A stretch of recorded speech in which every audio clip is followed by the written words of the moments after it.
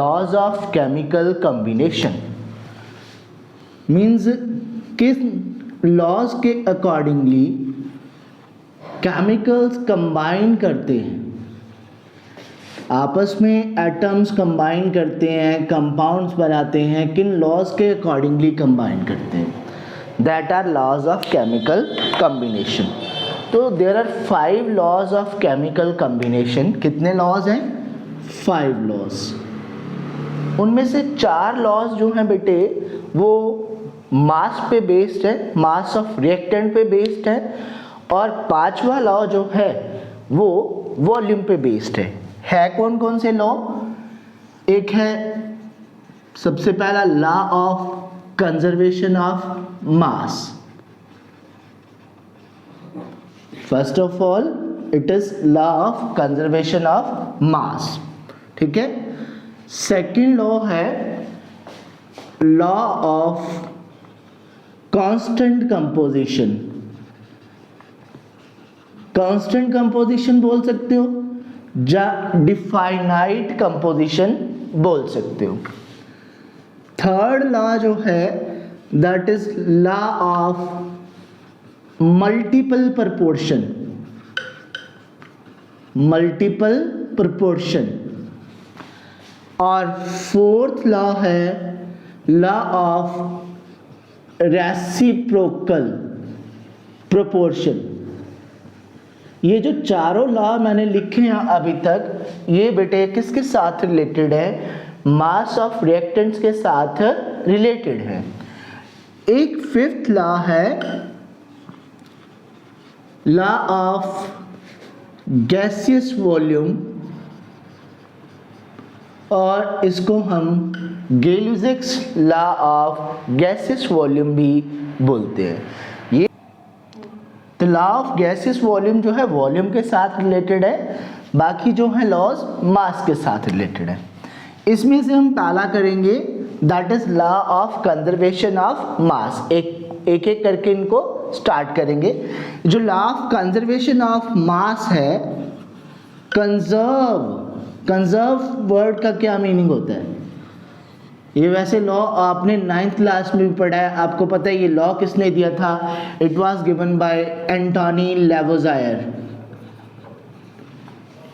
Antony Lavoisier ने ये law दिया था। कब दिया था?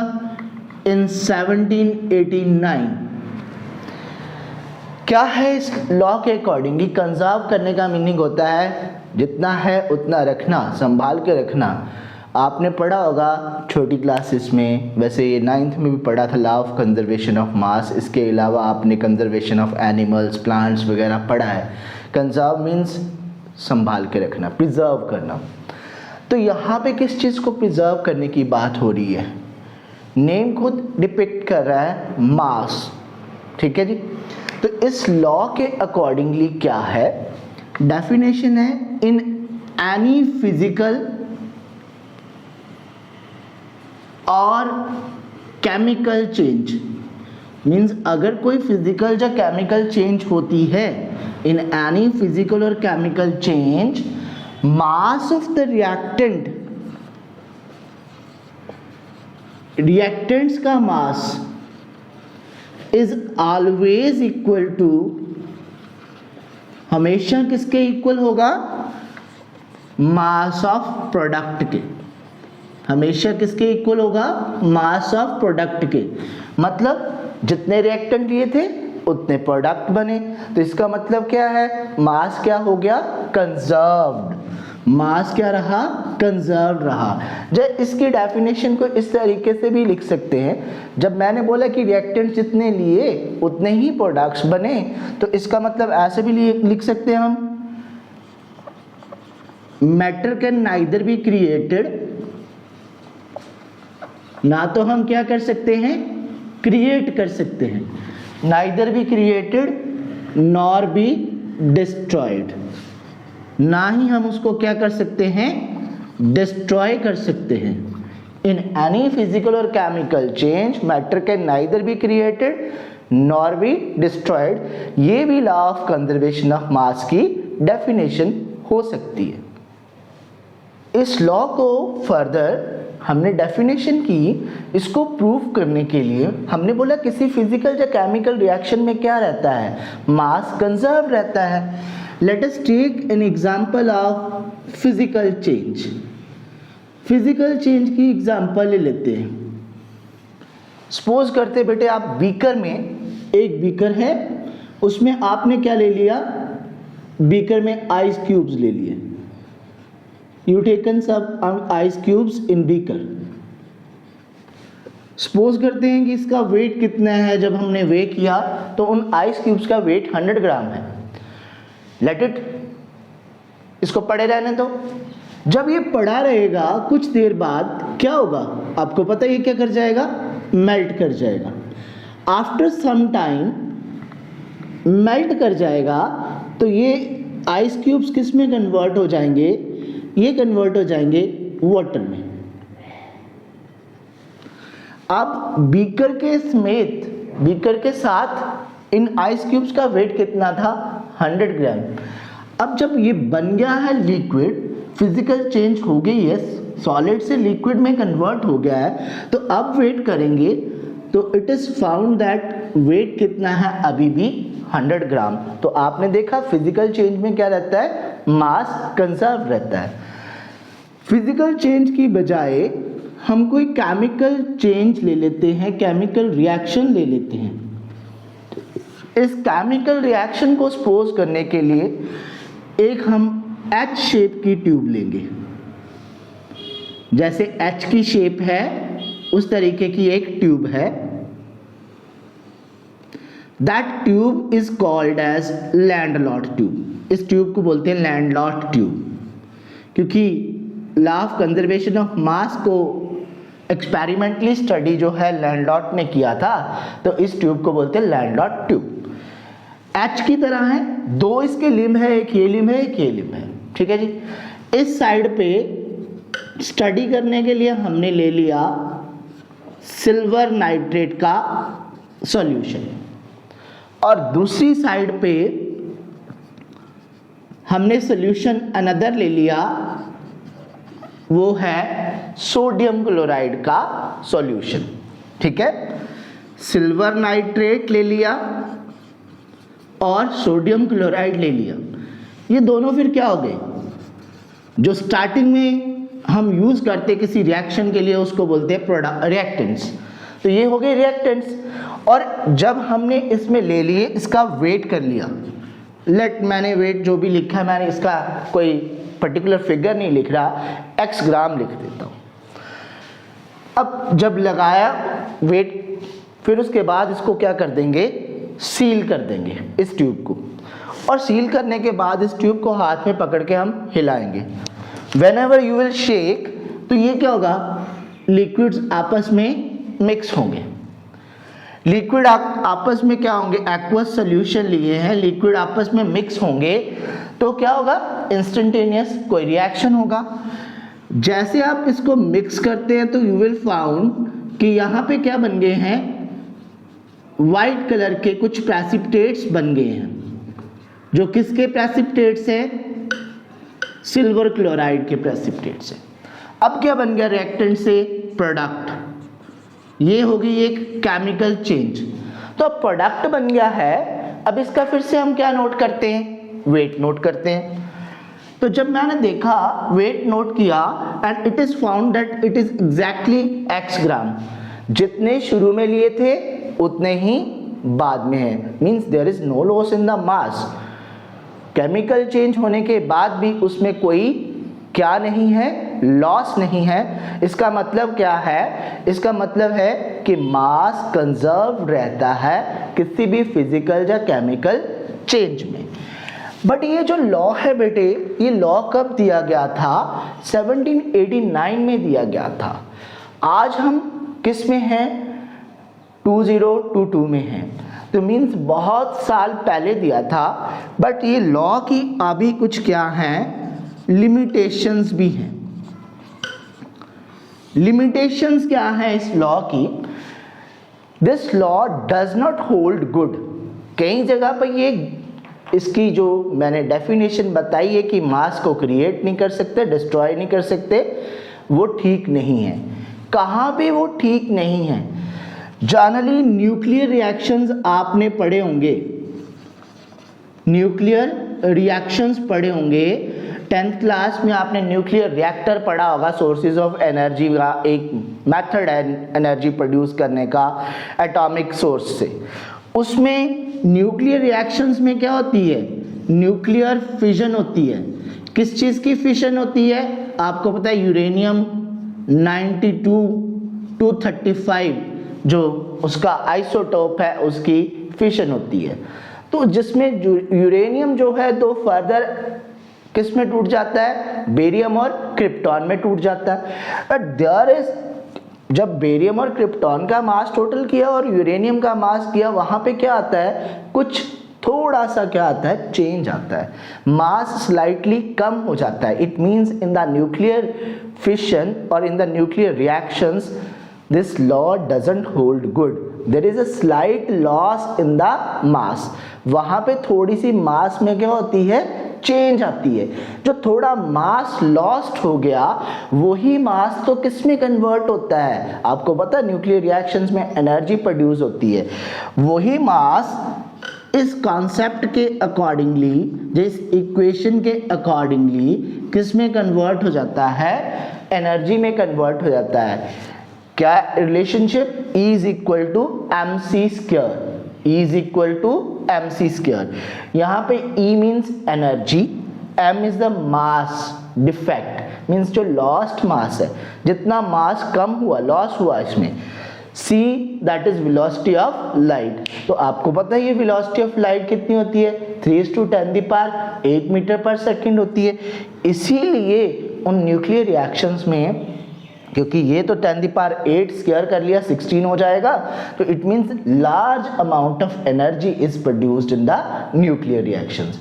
तो इसका मतलब आज की डेट में ये लॉ हमारे पास होल्ड नहीं करता कुछ रिएक्शंस में सिर्फ। तो आप इस लॉ को आज की डेट में अगर लिखना हो तो मैं ये एक चीज़ और साथ में ऐड कर सकता हूँ, क्योंकि जो लॉस हो रहा है मास का वो किस में कन्वर्ट हो जा रहा है? एनर्जी में। तो यहाँ पे मैं आज की डेट में लिख सकता हूँ लॉ ऑफ कंजर्वेशन ऑफ मास, ये मैंने खुद मॉडिफाई कर रहा हूँ, एंड एनर्जी, ये लेवोज़ायर ने नहीं किया था।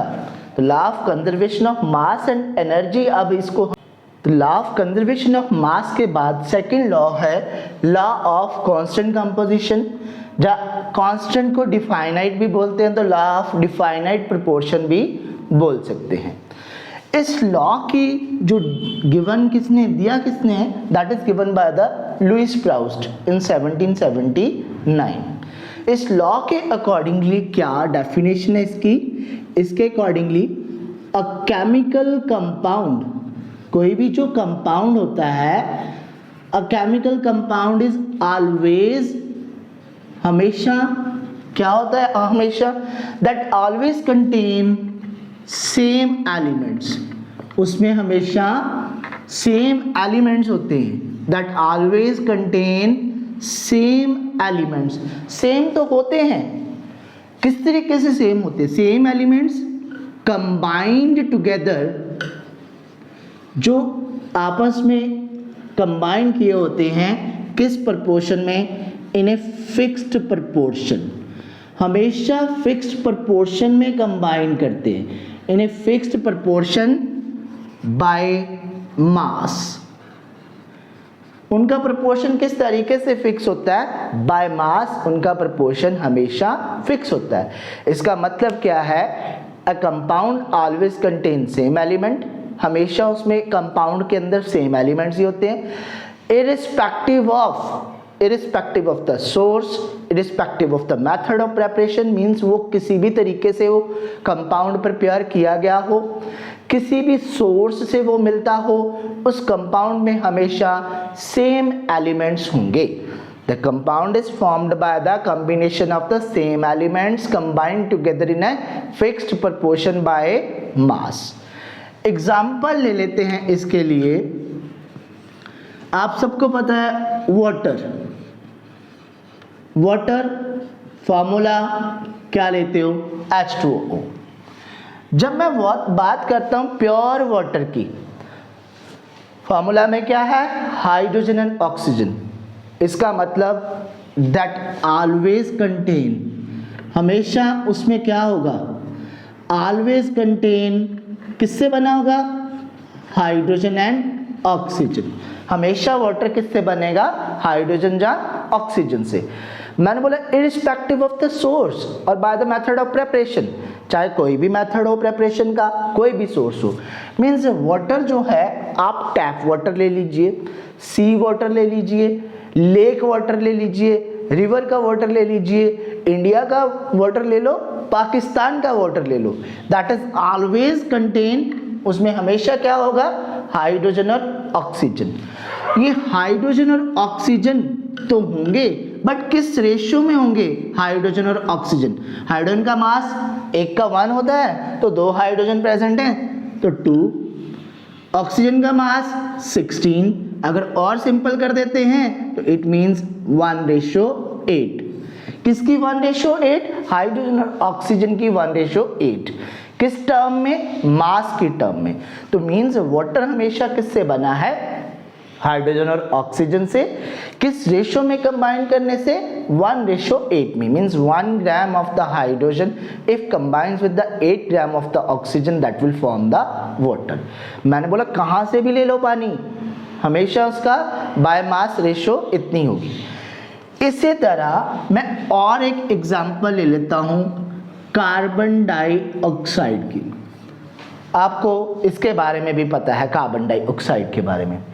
कार्बन डाइऑक्साइड हमेशा किससे बनी होगी, always and always it is made up of carbon and oxygen. Carbon और ऑक्सीजन से बनी होगी। किसी भी सोर्स से ले लो, किसी भी मेथड से प्रोड्यूस हुई हो। आपने कार्बन डाइऑक्साइड की प्रिपरेशन मेथड पढ़ा है, कैल्शियम कार्बोनेट में हाइड्रोक्लोरिक एसिड डाल देते हैं, कार्बन डाइऑक्साइड प्रोड्यूस होती है। अभी पिछला हमने न्यूमेरिकल किया, वहाँ पे भी कार्बन डाइऑक्साइड प्रोड्यूस हुई। हम रेस्पायर करते हैं, वहाँ पे भी कार्बन डाइऑक्साइड प्रोड्यूस हुई है। किसी भी मेथड से प्रोड्यूस होने वाली कार्बन डाइऑक्साइड में हमेशा क्या प्रेजेंट होंगे, कार्बन एंड ऑक्सीजन। किस रेशियो में, कार्बन का मास आपको पता है 12, ऑक्सीजन का मास वैसे तो 16 है, पर यहाँ ऑक्सीजन कितने प्रेजेंट हैं, 2, तो इसलिए कितना मास हुआ है इसके अकॉर्डिंगली यहाँ पे 32। अगर इसको मोर सिंपलर कर देते हैं, it will be 3:8। It means carbon dioxide is always made up of carbon and oxygen. How, when they combine 3:8 by mass, means when 3 gram of the carbon that combines with the 8 gram of the oxygen that will form the carbon dioxide। ठीक है, okay कि compound हमेशा same elements का बनेगा और उन elements का by mass proportion हमेशा फिक्स रहेगा। बट बेटे ये लॉ भी कब दिया गया था, लुईस पाउस ने 1779 में दिया था। इसकी भी आज की डेट में देखते हो तो कुछ लिमिटेशंस हैं, आज की डेट में कुछ लिमिटेशंस इसकी भी हैं। वो कौन सी लिमिटेशंस हैं, पहली लिमिटेशन है some compounds are non stoichiometric. Non stoichiometric means उनमें स्टोइचियोमेट्री ठीक नहीं होती। स्टोइचियोमेट्री सिंपल शब्दों में बोलें तो ऑपोजिटली चार्ज जो आयंस है उनका रेशो, उसको बोलते हैं हम स्टोइचियोमेट्री। फेरस ऑक्साइड FeO हमारे अकॉर्डिंगली यहाँ पे क्या है 1:1, but actually this compound is not like that. इस 1:1 नहीं होती, यहाँ पे रेशो कुछ इस तरीके की है इसकी रेशो है 0.98:1। मीन्स फेरस आयन कुछ कम होते हैं। ऐसा क्यों होता है, ऐसा इसमें वैकेंसी डिफेक्ट की वजह से होता है। वो डिफेक्ट वगैरह आप फर्दर पढ़ोगे, बट अभी तक आप ये समझ लो कि ये हमेशा होल्ड नहीं रहता, ठीक नहीं रहता, किसमें, नॉन स्टोइचियोमेट्रिक कंपाउंड्स में। इसी तरह एक और लिमिटेशन है भाई, तब तक हमें आइसोटॉप नहीं पता थे। अब various compounds that contain isotopes, that contain different isotopic element, जिसमें डिफरेंट आइसोटॉप्स होते हैं। एग्जाम्पल के लिए आपको पता है कार्बन, कार्बन का मास 12 भी होता है, कार्बन का मास 14 भी होता है। मीन्स अगर बेटे यहाँ पे मैं कार्बन डाइऑक्साइड में कौन सी कार्बन यूज़ कर लेता हूँ, कार्बन 14 मास वाली कार्बन यूज़ की गई है अगर, तो कुछ मॉलिक्यूल बीच में क्या है, कार्बन 12 वाले हैं, कुछ मॉलिक्यूल्स कार्बन 14 वाले हैं, तो क्या अब रेशियो 3:8 रहेगी, वहाँ क्या हो गया 14:32। सो ऐसे केस जो एलिमेंट किस में एग्जिस्ट करते हैं, किस फॉर्म में, आइसोटॉप्स की फॉर्म में एग्जिस्ट करते हैं, वहाँ पे भी मास रेशियो जो है उसमें क्या आ जाएगी, फ्लक्चुएशन आ जाएगी। सो इसलिए इन दो केसेस में, एक तो ऐसे कंपाउंड जो नॉन स्टोइचियोमेट्रिक होते हैं, दूसरा ऐसे कंपाउंड जिनके एलिमेंट में क्या एग्जिस्ट करता है, आइसोटॉप एग्जिस्ट करता है, उनमें ये लॉ ठीक नहीं रहता। बाकी सब जगह पे यही लॉ है, मींस हमेशा एलिमेंट फिक्स्ड रेशियो में एलिमेंट्स के, हमेशा कंपाउंड जो है एलिमेंट्स के फिक्स रेशियो में कंबाइन करने से ही बनता है, फिक्स रेशियो बाय मास। तो बेटे लॉ ऑफ कांस्टेंट कंपोजिशन करने के बाद let us take an experiment, एक न्यूमेरिकल ले लेते हैं। 1.73 gram of the copper oxide, means copper oxide जो कितनी है 1.73 gram, that give 1.098 gram of copper. Copper कितनी बनती है 1.098 ग्राम से, कैसे, when reduced in current of hydrogen, आपको पता है रिडक्शन हाइड्रोजन के साथ ही क्या बन जाएगा, कॉपर अंडर वाटर, मींस जो कॉपर बना है उसका वेट दे दिया है आपको 1.098 ग्राम, कॉपर ऑक्साइड का वेट था 1.375 ग्राम। एक और दिया है इन अनदर एक्सपेरिमेंट, दूसरे किसी एक्सपेरिमेंट में कॉपर ऑक्साइड कितनी ली 1.476 ग्राम ऑफ द कॉपर ऑक्साइड, उसकी भी रिडक्शन की गई तो कितना कॉपर मिला 1.179 ग्राम ऑफ द कॉपर मिल गया रिडक्शन। तो आपने बताना है रिजल्ट्स, ये जो आपको एक्सपेरिमेंट्स के दिए गए हैं, इज इट इन अकॉर्डेंस, क्या ये अकॉर्डेंस में है या एग्रीमेंट में है, किसके साथ, लॉ ऑफ कांस्टेंट कंपोजिशन के साथ। लॉ ऑफ कांस्टेंट कंपोजिशन के साथ एग्रीमेंट में कब होंगे, कॉपर ऑक्साइड तो हमेशा किसका बना होगा, कॉपर और ऑक्सीजन का, और उनकी क्या होनी चाहिए, बाय मास रेशियो फिक्स होनी चाहिए। पहले केस में weight of copper oxide taken कितना है 1.375 ग्राम, और वेट ऑफ कॉपर फॉर्म्ड वो कितना बना 1.098 ग्राम। अगर आप इसको किस में कन्वर्ट करते हो, यहां से आप परसेंटेज ऑफ कॉपर पता कर लेते हो, तो परसेंटेज कैसे पता करते थे, कितने मार्क्स आए, कितने में से आए, इस तरीके से करते थे ना। तो यहाँ कॉपर कितना आया 1.098, कितने कॉपर ऑक्साइड में से 1.375 ग्राम। अब परसेंट में कन्वर्ट करना तो किससे मल्टीप्लाई करना पड़ेगा 100 से, 100 से मल्टीप्लाई कर देते तो ये आ जाता है नियरली, अगर आप कैलकुलेट करते तो 79.85%, कैलकुलेट करके देख सकते हो आप, नियरली कितना आता है 79.85%।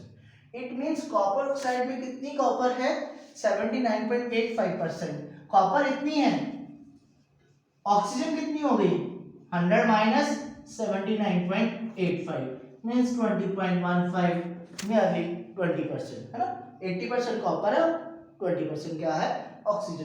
तो अगर सेकंड एक्सपेरिमेंट में भी ऐसा ही रिजल्ट हमें मिलता है तो इसका मतलब